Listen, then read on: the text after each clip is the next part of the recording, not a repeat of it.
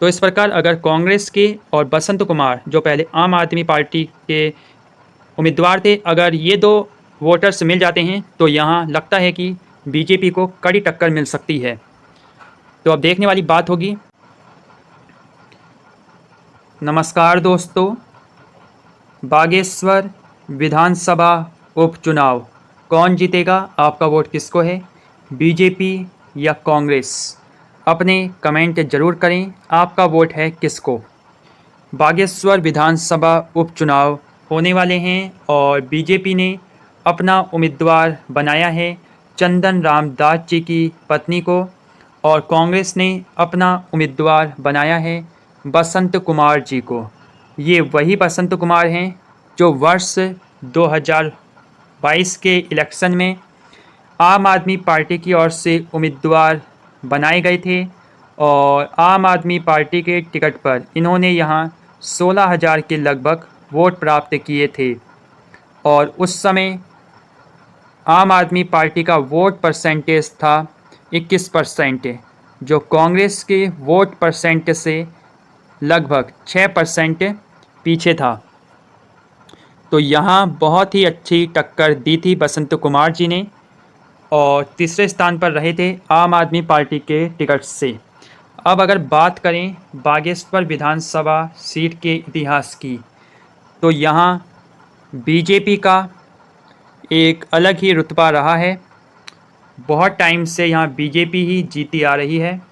अगर बात करें वर्ष 2022 की, तो यहाँ चंदन राम दास जी को उम्मीदवार बनाया था बीजेपी ने, और बीजेपी को वोट मिले थे 32,000 के लगभग, और बीजेपी का वोट परसेंट था 43%, और लगभग 12,000 वोटों से चंदन राम दास जी ने हराया था कांग्रेस के रंजीत दास को, और कांग्रेस को मिले थे 20,000 वोट, और 26% कांग्रेस का वोट परसेंट था वर्ष 2022 में। और आम आदमी पार्टी की ओर से बसंत कुमार, जो अब कांग्रेस की ओर से उम्मीदवार बनाए गए हैं, जिन्होंने आम आदमी पार्टी को टाटा बाय बाय कहकर कांग्रेस ज्वाइन कर ली है, उन्हें वर्ष 2022 में 16,000 वोट प्राप्त हुए थे, और आम आदमी पार्टी का वोट परसेंट था 21%।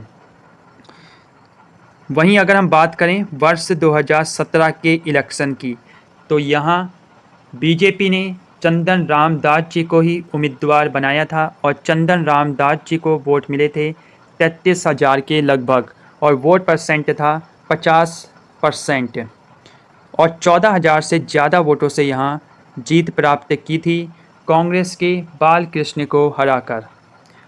कांग्रेस को वर्ष 2017 में 19,000 वोट प्राप्त हुए थे, और वोट परसेंट था 28%, और उस समय बसंत कुमार बीएसपी में थे, और बीएसपी से बसंत कुमार 11,000 वोट लेकर आए थे और तीसरे स्थान पर रहे थे, और बीएसपी का यहाँ वोट परसेंट था 16%। उस समय आम आदमी पार्टी नहीं थी। तो ये है 2017 की बात। उसके बाद 2012 में भी यहाँ बीजेपी जीती थी। चंदन राम दास जी उम्मीदवार बनाए गए थे बीजेपी की ओर से। बीजेपी को 23,000 के लगभग वोट प्राप्त हुए थे, और 39% यहाँ वोट परसेंट था बीजेपी का, और 1,000 के लगभग वोटों से, यानी 2,000 के आसपास हैं ये वोट, इतने वोटों से यहाँ चंदन राम दास जी ने अपनी विजय प्राप्त की थी, और कांग्रेस के राम प्रसाद टमटा जी को 21,000 वोट मिले थे, और वोट परसेंट था 36%। और उस समय तक बीएसपी यहाँ थर्ड नंबर पर रहती थी, और बीएसपी को मिले 9,000 वोट, और वोट परसेंट था 16%। वर्ष 2022 में बीएसपी की जगह ले ली आम आदमी पार्टी ने, और वो रही तीसरे स्थान पर। उसके बाद 2007 के इलेक्शन की बात करते हैं, तो 2007 के इलेक्शन में भी चंदन राम दास जी यहाँ 17,000 वोटों से जीते थे। 5,000 के लगभग वोटों से इन्होंने कांग्रेस के राम प्रसाद को हरा दिया था, और बीजेपी का उस समय वोट परसेंट था 43%, कांग्रेस का 28%, और उत्तराखंड क्रांति दल उस समय तीसरे नंबर पर थी। वर्ष 2007 की बात है ये। तो यहाँ बीजेपी का ही बोलबाला रहा। लेकिन अगर हम वर्ष 2002 के इलेक्शन की बात करें, जिन्हें आप पहला इलेक्शन कह सकते हैं उत्तराखंड का, तो उस समय यहाँ से कांग्रेस के राम प्रसाद टमटा जी को मिले थे 12,000 वोट। उस समय 38% कांग्रेस का वोट परसेंट था और 2,000 से ज़्यादा मतों से यहाँ बीजेपी के नारायण रामदास को हराकर यहाँ विजय प्राप्त की थी कांग्रेस ने। बीजेपी को 10,000 वोट मिले थे, वोट परसेंट था 31% और उत्तराखंड क्रांति दल थी यहाँ थर्ड नंबर में और 4,000 के लगभग वोट प्राप्त किए थे। तो इस प्रकार ये था इनका इतिहास।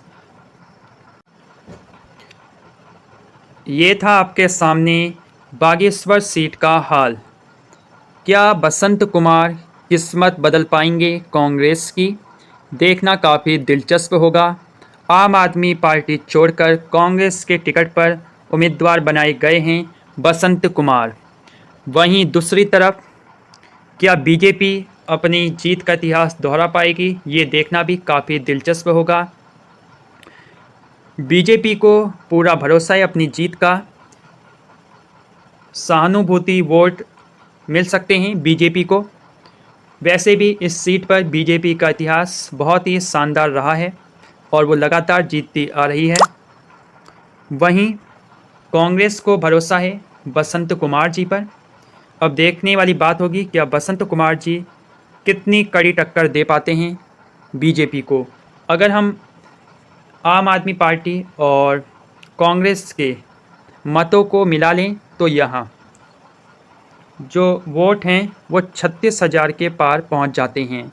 तो इस प्रकार अगर कांग्रेस के और बसंत कुमार जो पहले आम आदमी पार्टी के उम्मीदवार थे, अगर ये दो वोटर्स मिल जाते हैं तो यहाँ लगता है कि बीजेपी को कड़ी टक्कर मिल सकती है। तो अब देखने वाली बात होगी।